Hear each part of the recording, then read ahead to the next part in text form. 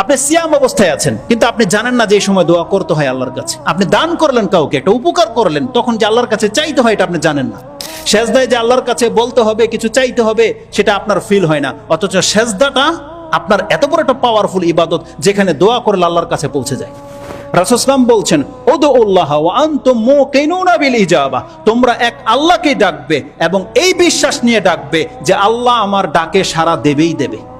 এই একই নিয়ে তোমরা আল্লাহকে ডাকবে।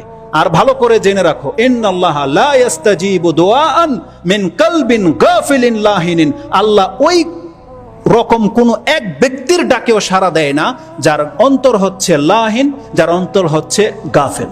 তার মানে কি?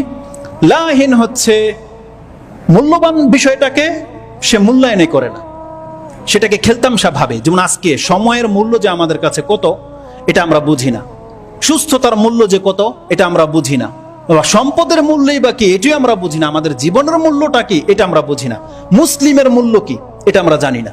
তার মানে যে কোনো মূল্যবান বিষয়কে সে মূল্যায়ন করতে জানেন, এটা লাহিন মানে খেলতামশাকারী ব্যক্তি। আর গাফেল, তার কাছে এত পাওয়ারফুল একটা জিনিস আছে, এত মর্যাদাকর একটা জিনিস আছে, কিন্তু সেটাকে কাজে লাগাচ্ছে না। গাফেল সে বুঝেই না এটাকে কিভাবে ব্যবহার করতে হবে। তো দোয়ার ক্ষেত্রে অন্তত এই দুইটা জিনিস আপনি মনে রাখেন, আল্লাহকে ডাকতে হবে কায়ে মনে, আল্লাহ কবুল করবেই করবে এই প্রত্যাশা নিয়ে, এটা হচ্ছে মুমিনের গুণ। কিন্তু যদি আপনার অন্তর থাকে গাফেল আর লাহিন, দোয়া করতে হয় করে দিলাম, ওই যে সুবহান রাব্বিয়াল আলা 3 বার সেজদায় পড়তে হয় পড়ে দিলাম, না আপনি অর্থ জানেন আর এর প্রভাব আপনার জীবনে পড়ে। সেজদায় যে আল্লাহর কাছে বলতে হবে, কিছু চাইতে হবে, সেটা আপনার ফিল হয় না। অথচ সেজদাটা আপনার এত বড় একটা পাওয়ারফুল ইবাদত, যেখানে দোয়া করলে আল্লাহর কাছে পৌঁছে যায়। ওই সময় আল্লাহ অত্যন্ত নিকটে আপনার হয়ে যায়, অথচ সেই সময় আপনারা দোয়া করেন না কেন? গাফেল। কারণ আপনি জানেনই না আপনি কোন অবস্থায় আছেন, জানেনই না।